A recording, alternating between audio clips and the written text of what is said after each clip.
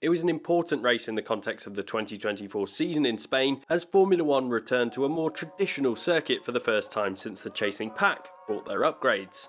And it was a brilliant qualifying session, with pole being about which driver in the top teams was capable of putting the perfect lap together. And a perfect race is what everyone other than Verstappen needs to win races, which is far closer than we've seen for the last couple of years. There's a lot to talk about with the Spanish Grand Prix, so here's my 5 things we learned. My name's Andy, and this is Behind the Drive. A perfect weekend needed. Lando Norris put in a stunning lap to pit Verstappen to pole on Saturday. The British driver took his second career pole position in Spain and proved to everyone that the McLaren has the one-lap pace to beat the Red Bull. This was a huge win for the sport as a whole, as many pundits had predicted that the Red Bull would be dominant once again this weekend, as the curbs of Spain would be less harsh than the previous few tracks where Red Bull have struggled. However, it was Norris that put his car on pole, and for me, the qualifying was all about driver skill, given how close the top 4 teams were on single lap pace. Come the race, Norris's lack of experience in starting from the front potentially showed, as he dropped to 3rd at the start and struggled to get past Russell, while Verstappen got back past the Mercedes quickly. Norris was rightfully disappointed with this, as he left himself with far too much work to do after an opening stint that saw him drop behind both Mercedes cars and even Carlos Sainz. This mistake was potentially a sign of inexperience in being at the front of the grid, but regardless, I think this weekend will still be seen as a positive for Norris and McLaren in hindsight. McLaren CEO Zak Brown described the Spanish circuit as a B-tier track in terms of the expected performance for the team. To be this close on a B-tier track is highly impressive, and Norris has been competing at the front in every single race since the latest McLaren upgrades in Miami. The McLaren team's progress this year, and ever since 2023, has been the best of any team. And this will surely bode well for them with further upgrades as the rest of the season continues, as the rest of the season will be all about which team can add the most pace through upgrades. Norris moves to 2nd in the drivers' standings, but is still a long way behind Verstappen, who's almost certainly got this drivers' championship wrapped up. But with McLaren now seemingly leading the charge against them in the Constructors' Championship and Ferrari in the mix as well, that one could well go down to the wire. For me, Norris deserves an amber box today, although I believe this is a bit harsh and he'll learn from this experience. To be honest, for somebody not called Max Verstappen to win a race on merit at a traditional circuit will take the perfect weekend, and that isn't quite what Norris achieved this weekend. Max Verstappen is incredibly tough to beat. While everyone is focused on the chasing pack, it's difficult to look past the one driver that is continuing to deliver despite what must feel like mounting pressure from the teams and drivers behind him. For several races now, Verstappen has been biting one-handed against the chasing pack, with Sergio Perez continuing to find things difficult in this Red Bull that is not as dominant as it was at the beginning of the season. Verstappen missed out on pole in Spain and said that he was very happy with the lap, as he even got a tow from his teammate down into turn 1. The fact that the driver was content with 2nd on the grid, albeit just being 0.02 of a second behind, shows how far back the Red Bull is relative to where they were at the beginning of the year.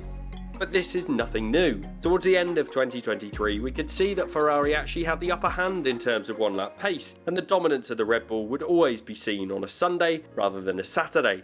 And this is exactly what happened again, with Verstappen quickly gaining the lead despite dropping behind Russell, and from there the Red Bull was back in its comfortable environment, building a strong lead at the front and managing the pace from there. It has to be said that once Verstappen is out in the lead, it is very difficult to chase him down and make the overtake stick. This management of the lead will be exactly what Verstappen was hoping for this week, as the team have actually installed the driver's 4th and final permitted power unit of the season, something that may well become a challenge later in the year if a 5th is required. But on the whole, Verstappen once again proved why he's a 4-time world champion in waiting, and why he's now won 7 of the opening 10 races of the season. He's just on another level in terms of consistency, and it feels like this will be incredibly difficult for any driver to match, even if they have an equal car. If the season had been this competitive from the beginning, I'd have still put my money on Verstappen, and I'm pretty sure his 69-point championship lead will continue to grow rather than shrink in the coming races. He's a force to be reckoned with, and living up to the potential that everyone could see when he was a fresh-faced 17-year-old entering the sport in 2016. So of course, it's another green box for Verstappen this weekend for delivering under some real pressure. The Mercedes pace is real. There have been so many false dawns with the Mercedes team since the aerodynamic regulations changed a couple of years ago. The team has struggled so much, and it feels like they've gone down so many routes after upgrades have actually shown promise, only to end up back with a car that neither driver was happy with. But based on the rhetoric and attitude from the drivers this year, it feels like something has really shifted. The team seems confident that their latest upgrades have worked, and after a strong showing in Canada, where arguably they had a car that was quick enough to win the race, they backed it up once again with another strong race in Spain. The team was slightly behind in qualifying, with Russell and Hamilton about 3/10 off the pole time of Norris, but the pair was incredibly closely matched in Q3, with Hamilton edging out Russell by 0.02 of a second. And crucially, the pair were on the second row of the grid, ahead of the two Ferraris. This is already progress from where the team were previously, given Russell only took their first podium of the year in Canada, and Lewis Hamilton backed this up with another P3 finish in Spain, his first podium of the year. It was a strong race for Lewis Hamilton, but it must be said that the Mercedes' choice to go with the hard tyres for George Russell in the final stint cost Russell his second podium in 2 races. In terms of the points for the team, it didn't make a difference, with the team finishing 3rd and 4th, which they would have absolutely taken coming into the weekend given how far behind they'd been previously. But it was still a strategic error that cost Russell's side of the garage. Mercedes leave Spain as the second highest point scoring constructor this weekend, which is a brilliant achievement. Their strong driver pairing of Hamilton and Russell won't be staying for too much longer, but they are still reaping the rewards of having 2 incredibly talented drivers in that car at the moment. So for me, it's got to be another green box for Mercedes as a whole. They found something that works, and they could well be contenders through the rest of the year. Aston Martin's turning point. After watching a video from the race earlier this week, the pundits there described the Spanish Grand Prix as being pivotal for Aston Martin ever since the introduction of the new aerodynamic era. The team brought a huge upgrade in 2022 with a whole new car concept, which unlocked some significant pace. In 2023, the race was a sign that the team were beginning to lose their advantage, as they would go on to have a difficult rest of the season of being unable to get their upgrades to work. And this year, the race was another sign that the team were dropping further behind. The Circuit de Catalunya is one that is a real testbed for the teams. They know the track incredibly well, and it's a good test of high, medium and low speed corners. So, to see the team fail to make it into Q3 with either driver and then finish 12th and 14th in the race was a disappointment. Despite starting last season so well, the team are back where they were in 2022, languishing in the midfield and not bringing upgrades that they can get working straight away. There are clearly opportunities for top teams to get something right this year and make some significant progress up the order, as we've seen 3 teams get close to and match Red Bull at times this season. But I currently have little confidence that the Aston Martin will be able to do the same. The team is still adjusting to some significant changes with their new factory that's still not fully completed, and they've gone through significant growth since the takeover a few years ago. But they're still not there yet. And perhaps this disappointing performance in 2024 relative to 2023 is a sign of growing pains. The team have predicted that it'll be a difficult few races, with there not being optimism for Austria or Silverstone either, but I think the team will be hoping that they can at least grab a few points in these races to maintain some momentum. It was a disappointing race for the team, and I think it's safe to say that the team will be looking over their shoulders more than ahead to the 4 teams ahead of them in the constructors' standings, so it's a red box for Aston Martin. Alpine is flying.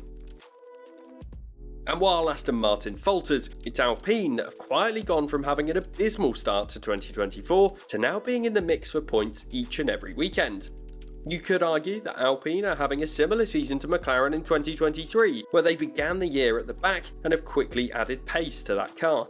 The team's upgrades at the Chinese Grand Prix were significant and included a reduction in the weight of the car that was heavy due to the car failing their crash tests at the beginning of the year.